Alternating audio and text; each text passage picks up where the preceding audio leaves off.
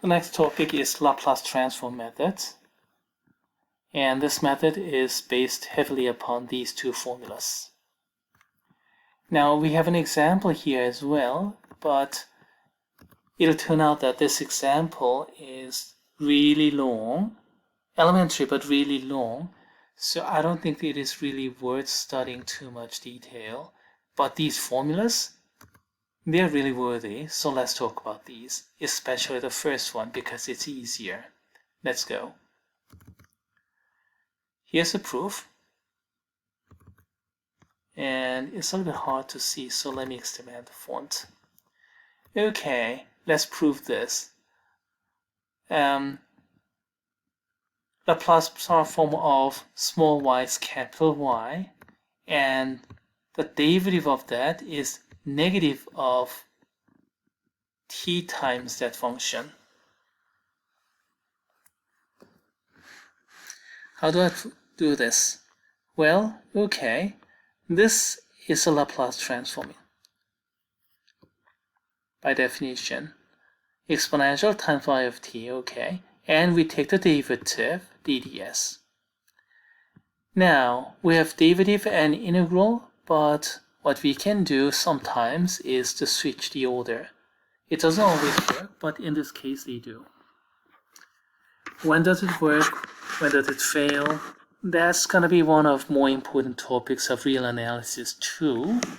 And I may one day talk about it in real analysis 2, but definitely not here. Okay, alright. Let's take the derivative of this. And what is this? Just by the chain rule, negative t pops out. And then if we take this negative all the way outside and then look at the rest, or maybe I'll just rewrite one more step.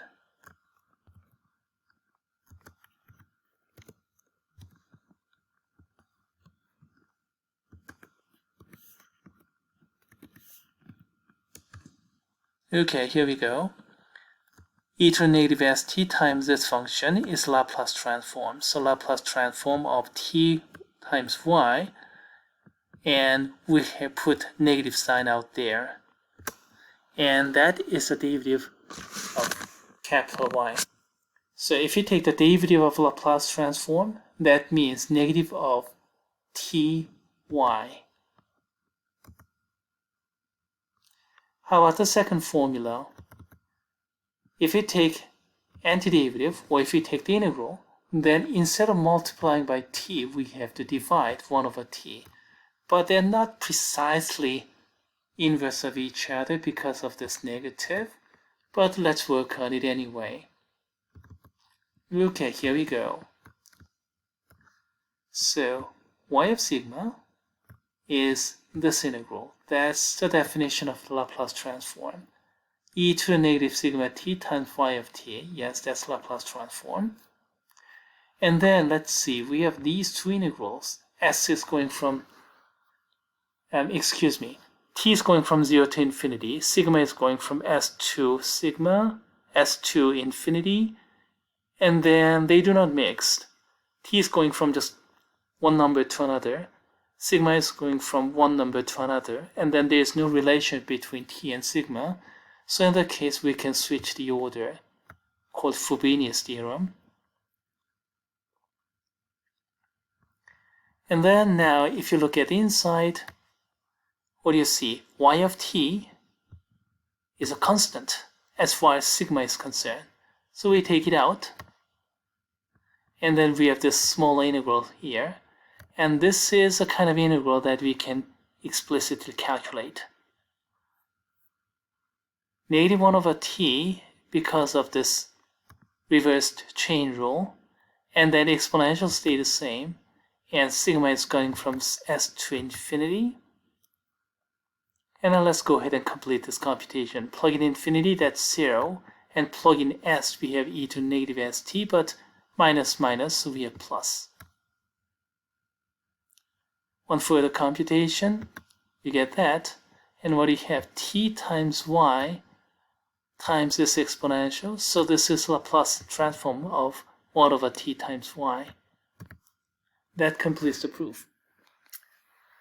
So we have these interesting formulas with pretty good proofs, as a matter of fact, compared with all those analysis and algebra proof. This is actually one of the easier proof, especially if you already went through calculus 3. Not everybody did, but if you have calc 3, this probably would not be too much of a problem.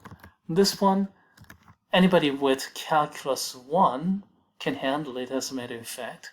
Calc 2, definitely that's fine. So this is one of the even easier proof. In any case, we have these nice two formulas with pretty good proofs. And then let's talk about some applications of these. I don't know how feasible this is, but let's try anyway. Let's go back to normal font size and let's begin the example. So what we have here, we have a linear equation with variable coefficient t and 1 plus t here. And let's apply Laplace transform.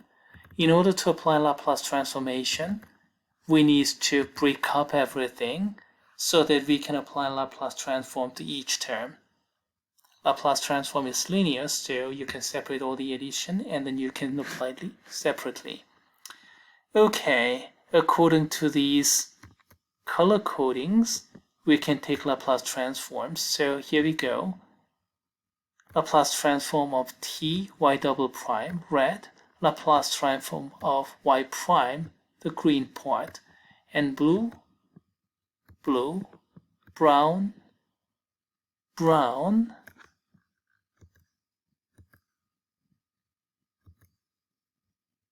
and here we go.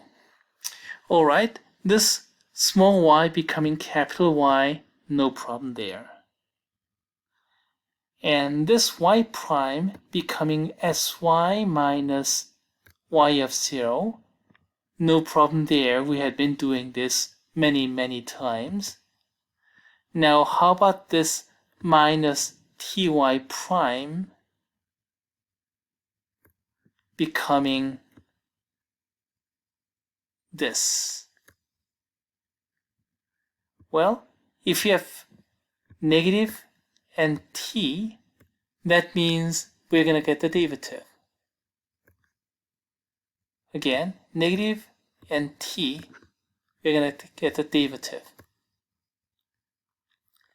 But what's the Laplace transform of y prime is s capital Y minus y0. Couple that with this t and negative, we get this prime. That's where this derivative is coming to play. How about this one? Well, Laplace transform of this y double prime is this one. S squared y minus sy0 minus y prime 0, something we had been doing all the time since chapter 2. Many times we did it.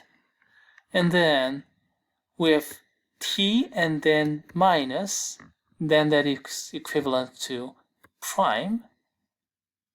Yes, t and then if we had minus, that will be prime, but we don't have minus, so we put minus over here. So t and minus is equivalent to prime. T and minus is equivalent to prime, the derivative. Okay, alright, now that we have this, let's go ahead with the derivative computation. Okay, let's take the derivative. Derivative of s squared y, if you use the product rule, the derivative of first function, 2s times y plus s squared times capital Y prime, that's a product rule there. Next, the derivative of this minus s y0. This y0 is constant coefficient, so s just drops out and minus y0. And this is just constant, so it becomes 0. So this one is actually the derivative computation that erases this prime. Same here, nothing to change, and we need derivative computation here. We have to work out this prime. Alright, let's do it. Derivative of s times y, product rule. The derivative of first function is 1, so 1 times capital Y. the derivative of second function is y prime, so s times y prime.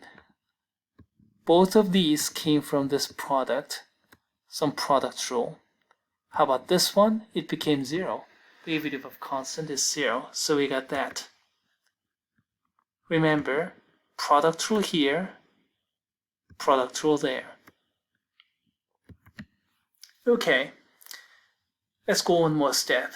Let's rearrange the order. And what we have some coefficient times capital Y prime, and then some coefficient function times capital Y plus y of 0 constant is equal to 0. What did we end up with? We ended up with a linear equation, first order linear equation with y, capital Y, isn't it? First order linear equation. We started off with the second order equation, but using Laplace transform, what did we end up with? We ended up with a first order linear equation. So we ended up with reducing the order, second order to first order. By the way, how do you solve first order linear equation? Y prime plus p of y times y prime plus p y is equal to f. So we can solve it using integrating factor or something. So let's see. Oops, wrong key. So this is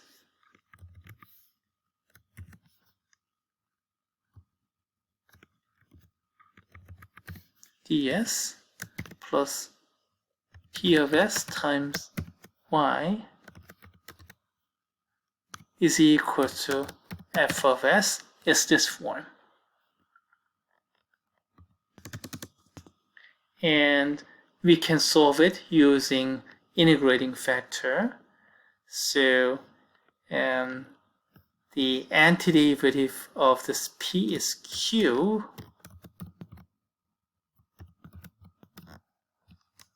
Then integrating factor is exponential of this qs.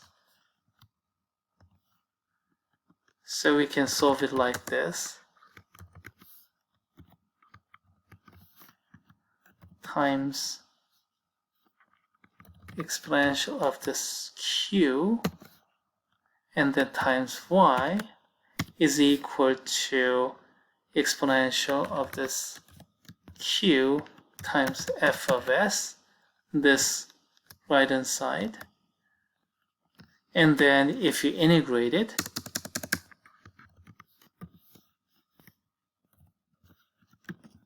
is equal to the antiderivative of this part.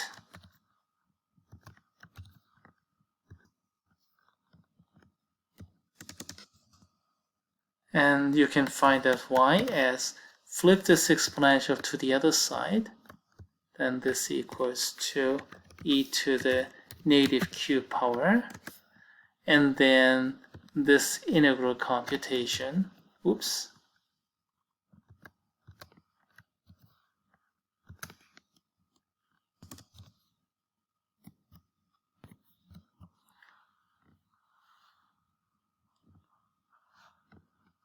And that'll solve the problem, as a matter of fact. This is function of s.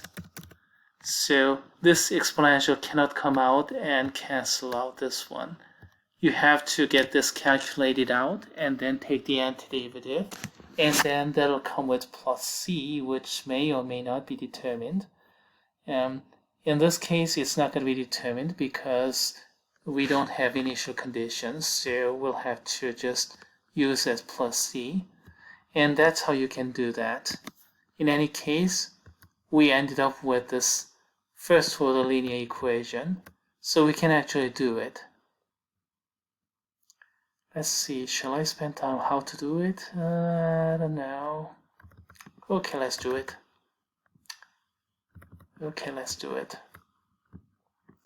integrating factor, this is p, so let's find out the antiderivative of that. So antiderivative of this, maybe I need to increase the font.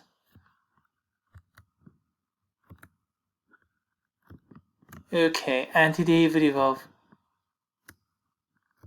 this right hand side, if you take the decomposition by partial fraction, we can write like this. So you can find out the antiderivative as 2 log of s plus log of s minus 1. And then if you flip this 2 over here using the log rule, you see this 2 moves up. And then again use the log rule, then you're going to get log of s squared times s minus 1. Let's put this one back in. And then log and exponential cancel each other out. We have s squared times s minus 1. That is the integrating factor. So what do you have? 1 over that times exponential, that times the integral of that integrating factor times the right hand side. That's the integrand, and we have to calculate this integral. How do we do that? We have some simplification going on. This s minus 1, that s minus 1 completely go out. That's s, and this s squared partially cancel out, and then we have this part. We don't have any cancellation with this part. This is the outside integral. And this one, if you finish integrating, then you get y0 times s squared, and then integral constant plus c comes out. So that is capital Y. Okay, capital Y. Alright, we got it, but you may feel exhausted and then you may stop there. Bad idea, because this is not the solution. This is a Laplace transformation of the solution. So in order to find out the solution, the real answer, we have to take the partial fraction. Yuck, another partial fraction. Hey, what choice do I have? Let's do it. We can take this kind of partial fraction, and what do we have? This will create exponential, another exponential, and then this is gonna be constant polynomial, as you can see over here. And then y0 value was never specified in this problem, so this one and that one put together, and we have some constant b times e to the t power. And these we can combine as, excuse me, this should be minus. Okay, that's better. And that is the general solution. Yeah, minus c times minus ct. So minus c times t plus 1. Okay, worked out that way. So that's the general solution.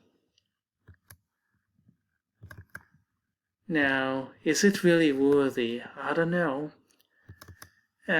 We did a lot of elementary computations, but really too long, so I don't know whether these kind of problems are feasible for exam level problem.